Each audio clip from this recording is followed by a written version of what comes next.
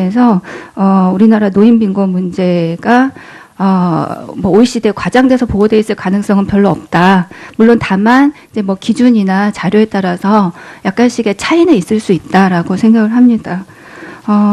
그 다음에는 쟁점이 됐던 부분이 이제 보유 재산을 고려했을 때도 정말 빈곤한가 우리나라의 노인이 그 부분이 이제 쟁점이 되고 있는데 당연히 지금 살고 있는 집의 자산 가치가 그러니까 직접 소득을 창출하지 않는 건 너무 당연한 것이고요. 그렇기 때문에 이제 대부분 국가에서 뭐 빈곤율을 잡거나 아니면 공공부조 대상자를 결정할 때도 거주하고 있는 주택은 대체로 제외를 하고 있습니다. 물론 이제 우리나라 기초연금에서도 당연히 이제 재산 소득 환산을 하고 있는데 여기서도 이제 재산 공제 기준을 두고 있죠.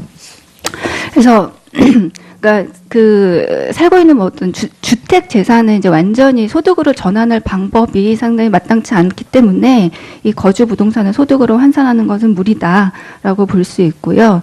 이 노인 빈곤율 국제 비교에서도 이 부동산이나 이런 재산가액을 고려하고 있지는 않습니다. 그리고 노인들의 자가 거주율을 봤을 때도 OECD 평균이 대체로 한 70% 정도가 되는데 우리나라가 55% 정도 되는 걸로 이제 그렇게 알고 있는데요. 지금 48페이지 관련된 얘기를 하고 있습니다. 그렇게 봤을 때 재산 가액을 고려한다고 하더라도 우리나라 노인 빈곤율이 OECD 평균보다 상당히 높은 거는 사실이다. 네, 그 부분 관련해서 국제적으로 비교했을 때 우리나라 노인들이 훨씬 더 빈곤하다라는 사실 자체가 달라질 가능성은 별로 없다라고 생각을 합니다. 그러니까 이 부분을 고려한 이제 여러 가지 수치들이 생산되고 있기는 하지만 그게 이제 주요한 수치로서 인용이 되고 있지는 않죠. 예, 그렇습니다. 그다음에 이제 사회 서비스 혜택 이런 것들을 감안했을 때 또 이제 때는 노인 빈곤 문제가 좀 다르게 파악될 수 있다라는 견해도 있는데 문제는 의료나 이제 노인 요양 공공주택과 같이 이제 노인한테 의미 있는 사회 서비스들을 감안했을 때 우리나라 같은 경우는 이게 이제 노인들이 어떤 낮은 소득을 보완할 수 있을 만큼 어떤 중요한 장치로서 제공이 되고 있지 않다라는 거죠. 그렇기 때문에 그러니까 예를 들면 의료 서비스에서도 본인 부담 비율이 굉장히 높고 공공주택 공급 비율, 특히 이제 노인들을 위한 공공주택 공급 비율은 낮습니다. 그렇기 때문에 사회 서비스의 역할을 감안을 한다면 다른 OECD 국가들하고 한국의 노인 빈곤 격차가 지금보다 더 커질 가능성도 있다라고 생각을 합니다. 예, 구체적인 이제 이 사회 서비스를 감안을 했을 때 어떠한가에 대한 부분은 시간 관계상 생략을 하도록 하겠습니다. 그러면 왜 더 빈곤한가에 대해서는 모두가 말씀하셨듯이 공적 연금의 역할이 상당히 제한되어 있기 때문에 그러하다라는 걸 이제 말씀드릴 수 있습니다. 공적 이전 소득이 이제 노인 소득 구성에서 차지하는 비율이 대체로 이제 OECD 평균이 60% 안쪽, 약 60% 정도로 얘기가 되고 있는 것에 비해서 한국 같은 경우는 아직 20% 미만인 것으로 얘기가 되고 있습니다. 물론 이 수치는 증가할 수도 있다라고 생각을 합니다. 장기적으로 국민연금 수급자 수급률이 올라가게 되면은 이 수치는 올라갈 수도 있다라고 생각을 합니다. 하지만 이제 그렇다고 해서 미래에 국민연금의 노후보장 역할이 극적으로 커질 수 있을까라는 부분에 대해서는 상당히 회의적인데요. 다 아시는 것처럼 사각지대 문제가 여전히 이게 상당히 이제 노동시장 문제하고 결부가 돼서 구조적으로 형성이 되어 있는데 이 부분이 극적으로 해소될 가능성이 별로 없다라는 거죠.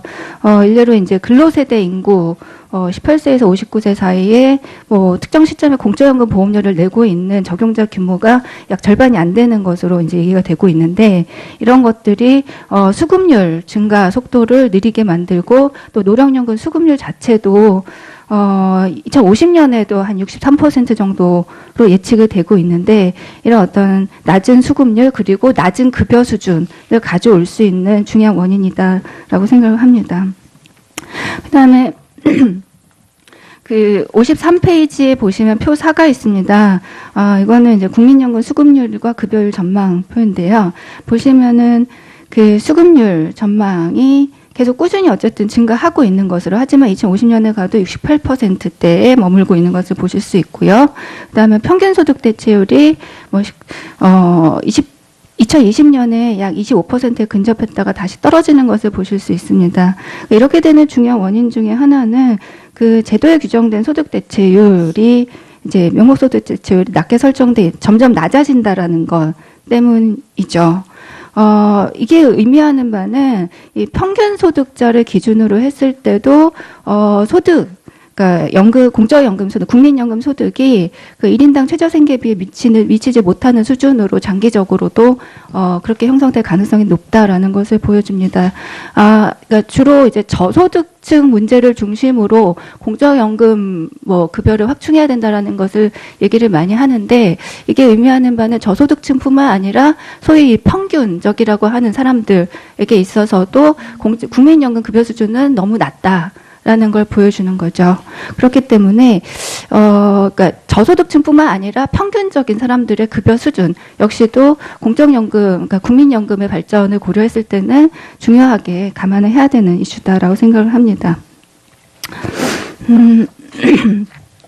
그렇다면은 이 국민연금의 낮은 보장 수준을 그러니까 보완하기 위한 장치로서 첫 번째 이제 기초연금, 최근에 이제 2배로 급여율이 인상된 기초연금을 들 수 있지만, 사실 이제 기초연금이 그러니까 노인 빈곤율을 살짝 낮추는 역할을 하고 있는 것은 사실이지만, 이게 여러 가지 이유로 특히 이제 국민연금 가입 기간하고 가입 기간이 길어지면 기초연금 급여 수준이 떨어지게 돼 있죠. 그래서 대체로 한 기초연금 급여를 중복해서 받는다고 하더라도 평균적으로 소득 대체율이 30% 안쪽으로 형성될 가능성이 높다라고 보입니다. 그러니까 중복해서 받아도 소득 대체율이 평균적으로 25에서 30% 정도가 되겠죠. 그리고 국민연금 장기 가입자는 당연히 기초연금을 받지 못하고요. 또 장기 가입자는 아무래도 기초연금 수급자가 되지 못할 확률이 높습니다. 그런 의미에서 이 기초연금에 기대서 공적연금의 어떤 낮은 보장 수준을 메울 수 있다라고 기대하기는 상당히 어렵다라고 보이고요. 그 밖에 기초연금의 이제 실질 가치가 보전되지 못할 가능성은 여러 가지 장치로 인해서 존재합니다. 급여 연동이 이제 물가 연동 방식으로 돼 있다든지 여러 가지 요인들이 지적이 되고 있는데요. 역시 자세한 내용은 여기 기술되어 있는 내용으로 가름하도록 하겠습니다. 그 밖에 이제 퇴직연금하고 개인연금과 같은 사적연금이 이러한 공적연금의 미비함을 보완할 수 있지 않을까. 그래서 향후에 어떤 한국의 노인빈곤 문제를 개선하는 데 기여할 수 있지 않을까라고 기대를 하는 견해도 있습니다. 하지만 이제 중요한 거는 공적연금과 사적연금은 서로 기능적으로 같은 역할을 하도록 설계된 게 아니라는 거죠. 여기서 제가 이제 기능적 등가물이 아니다, 두 가지는 그렇게 표현을 했는데요. 노후 보장에 관해서 애초에 다른 기능을 하도록 설계가 돼 있는 제도들입니다. 그래서 이 애초에 다른 기능을 하도록 설계되어 있는 사적연금을 가지고 공적연금의 어떤 미비한 역할을 보완하도록 하는 것 자체는 상당히 사적연금에게도 무리한 요구다라고 저는 그렇게 생각합니다. 예를 들면 공적연금은 전 국민에 대한 안정적인 노후소득 보장을 하도록 되어 있고, 그렇기 때문에 소득재분배 요소를 두고 있고요. 그밖에 급여 상한이라든지 저소득층에 대한 보험료 지원 등 다양한 장치를 두고 있지만, 사적연금 같은 경우는 주로 중간층 이상이 추가적으로 공적연금에 더해서 추가적인 연금소득을 확보하도록 하는 거죠. 그래서 퇴직 후에도 근로시기에 비해서 소득이 지나치게 떨어지지 않도록 하는 역할을 합니다. 그런 어떤 중간층 이상에게 적정 소득 대체율을 확보하도록 하는 사적연금을 가지고 공적연금의 역할을 보완하도록 하는 것은 상당히 무리한 요구다라고 보고요. 지금 퇴직연금과 개인연금의 현재 상황 역시도 소득 계층이나 성별 그리고 이런 것들에 따라서 가입률이나 유지율에 상당한 편차가 있기 때문에 이런 것들을 기대하기는 어렵다라고 봅니다. 물론 이제 몇몇 그 사적연금을 좀 변형을 시켜서 공적연금에 준하는 역할을 하도록 이렇게 만든 사례들은 있습니다. 그러니까 몇몇 사례들이 있지만 독일하고 스웨덴에서 이런 몇몇 사례들이 있지만 이런 것들은 공적연금이 상당히 높은 수준으로 상당한 기능을 하도록 자리를 잡은 다음에 최근에 이루어진 변화들이고요. 그리고 이런 어떤 스웨덴의 프리미엄 연금이나 독일의 리스터 연금에 대한 내부적인 평가는 그렇게 긍정적이지는 않은 걸로 그렇게 알고 있습니다. 그 이유에 대해서도 여기 기술을 해놨는데 역시 이 부분은 넘어가도록 하겠습니다. 그 밖에 이제 노동소득의 역할에 대한 기대 역시도 상당히 비현실적이다라고 일단은 그렇게 볼 수 있고요. 네, 사실 이제 소득 대체율 인상, 특히 이제 명목 소득 대체율 인상은 지금 현 세대 노인 빈곤에 대한 대응이라기보다는 적어도 10년 이상 앞으로 가입 기간이 남아 있는 사람들 그리고 미래 세대에 대한 그러니까 그런 어떤 공적연금의 기능을 확충하기 위한 장치다라고 볼 수 있습니다.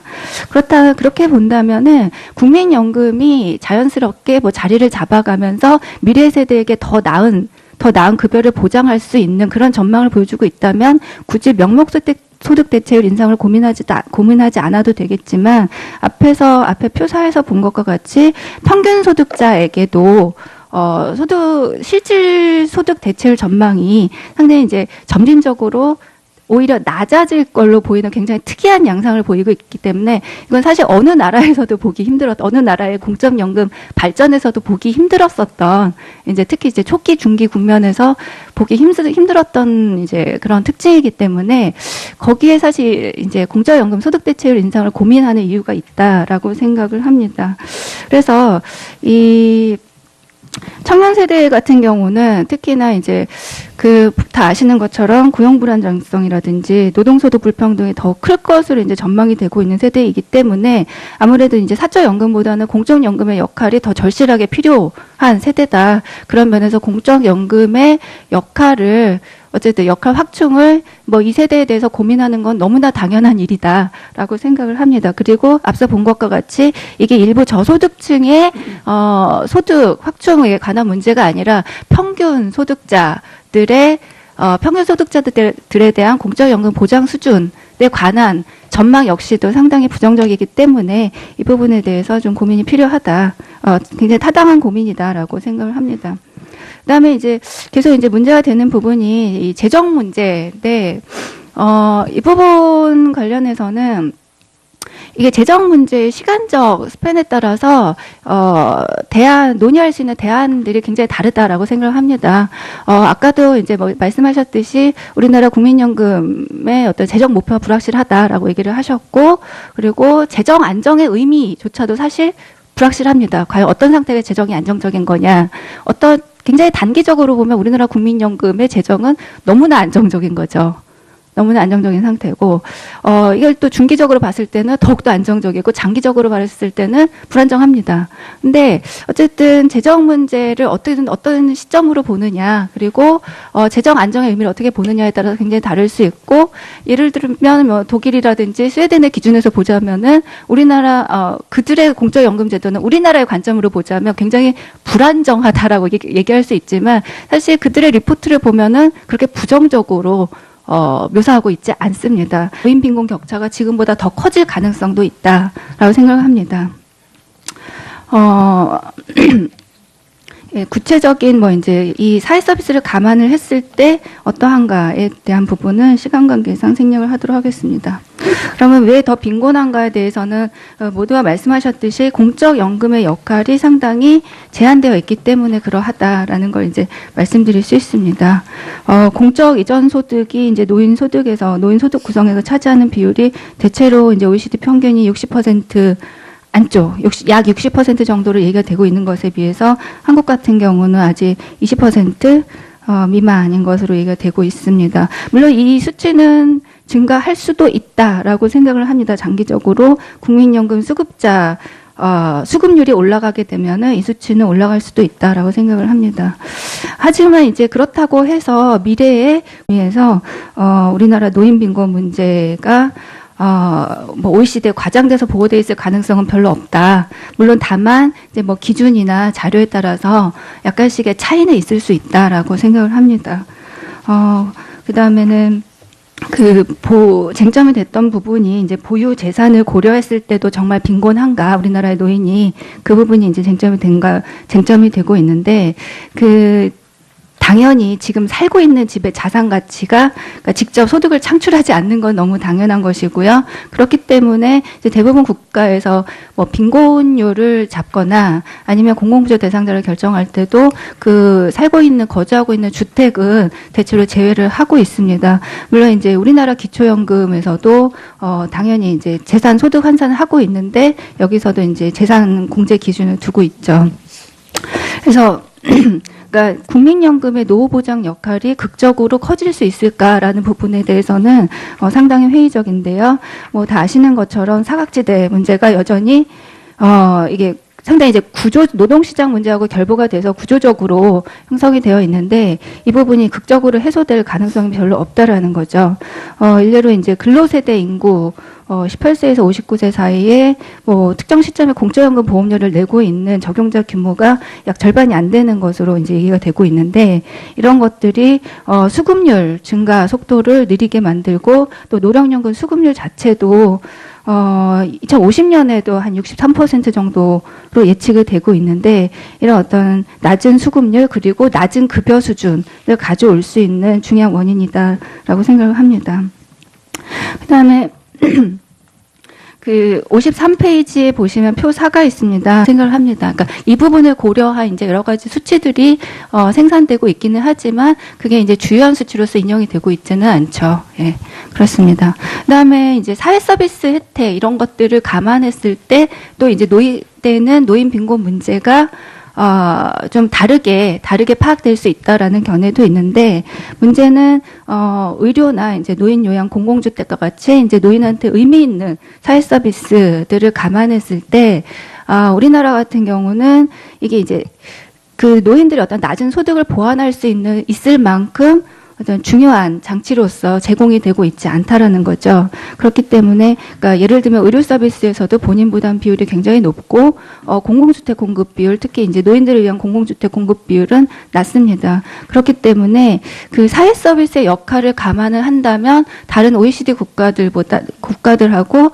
한국의 살고 있는 어떤 주택 재산을 이제 완전히 소득으로 전환할 방법이 상당히 마땅치 않기 때문에 이 거주 부동산을 소득으로 환산하는 것은 무리다라고 볼 수 있고요. 이 노인 빈곤율 국제 비교에서도 이 부동산이나 이런 재산가액을 고려하고 있지는 않습니다. 그리고 노인들의 자가 거주율을 봤을 때도 OECD 평균이 대체로 한 70% 정도가 되는데 우리나라가 55% 정도 되는 걸로 이제 그렇게 알고 있는데요. 지금 48페이지 관련된 얘기를 하고 있습니다. 그렇게 봤을 때 재산 가액을 고려한다고 하더라도 우리나라 노인 빈곤율이 OECD 평균보다 상당히 높은 거는 사실이다. 네, 그 부분 관련해서 국제적으로 비교했을 때 우리나라 노인들이 훨씬 더 빈곤하다라는 사실 자체가 달라질 가능성은 별로 없다라고